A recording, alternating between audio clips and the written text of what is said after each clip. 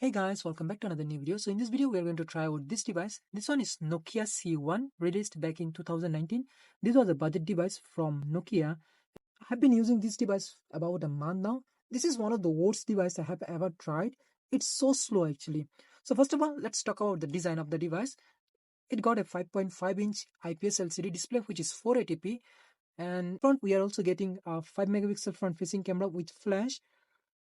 Left hand side we have volume rockers and power button.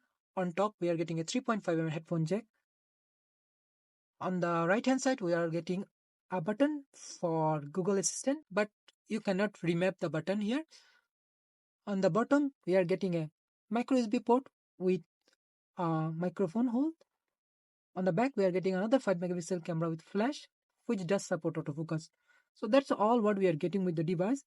One thing which good about this device is that it is a pretty strong device, pretty sturdy, and also pretty much handleable device. So let's see what we are getting with the device. By the way, the specification of this device is that it got a quad-core processor, which is from Spreadtrum, and 1 gig of RAM and 16 gig of internal storage. Most disappointing part of this device is that it got 3G support only, so you can use only 2G and 3G SIM card. A device released in 2019 with 3G support, that's pretty weird actually. Although it is a budget device, but it's still 2019 device with 3G. That's pretty weird. By the way, this is running on Android 9 Go edition. So as you can see here, Android 9 Go edition, and the security patch level is 5th of February 2022. By the way, Android 9 is pretty much usable. All the application does work perfectly fine, but not in the case of this device because it is pretty slow. So as you can see, we are not getting many application here. It is pretty stock like experience here, no bloatware at all. As Android Go edition phone, most of the application are light version of Google applications. So as you can see here, Google Go, Gallery Go, and YouTube Go. So all these applications are light version of Google application, and they do work pretty well on this kind of devices. But mainly, as this device got only 1 gig of RAM, so it struggle even when you make phone call. So let's try to open the dialer. It took almost 2 to 3 seconds just to open dialer, although nothing is running in the background. And I haven't installed any application here actually, just Facebook Lite and New Pipe and a Temple Run. They are not running in background. So if you install any kind of Messenger or WhatsApp here, this device will be terrible to use. By the way, most of the application is still working and my SIM card is there. I can make phone call without any kind of issue. The phone call quality is good actually, no issue with that. And one thing which is really good about this device is the battery backup. So the battery backup of this device is pretty good, and the battery is hot swappable. So you are getting a 2500 mAh battery, which does last very long actually for this kind of device. And you can put 2 SIM card and 1 micro SD card. As you can see here, there are slots. So the device, as a budget device, it's good that we have option to replace the battery on the go. That's good, but overall the device is not really much usable. Let's check the camera. So back camera, as you can see here, does work but slower side.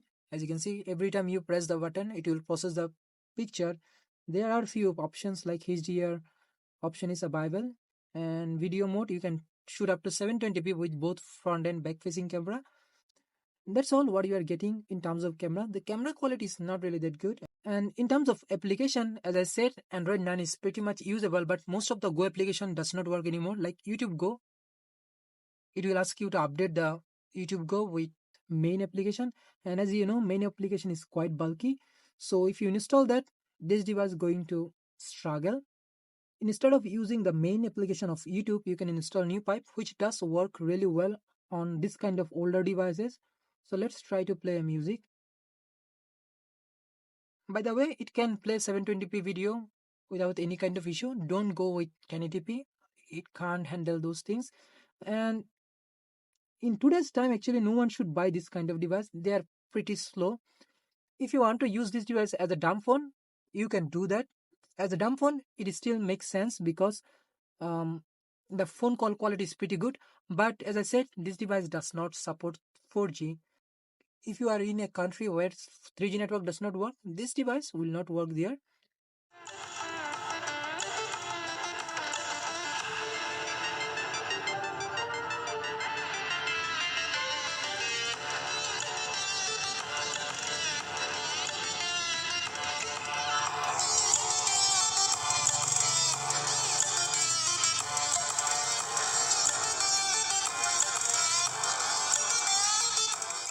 So the speaker quality is not really that bad. It is pretty much loud and usable. There is 3.5 mm headphone jack, so if you are using this device as an MP3 player, still you can use it as an MP3 player, no issue with that. The device is still pretty much usable. As I said, it's pretty slow. Everything takes time, and as you can see here, even if I open the dialer, it takes 3 to 5 seconds just to open the dialer, even though nothing is running background, only new pipe. You can see here 400 MB of RAM still available, but still it is pretty slow. I don't really know who buy this kind of devices. They're pretty slow, actually, kind of unusable.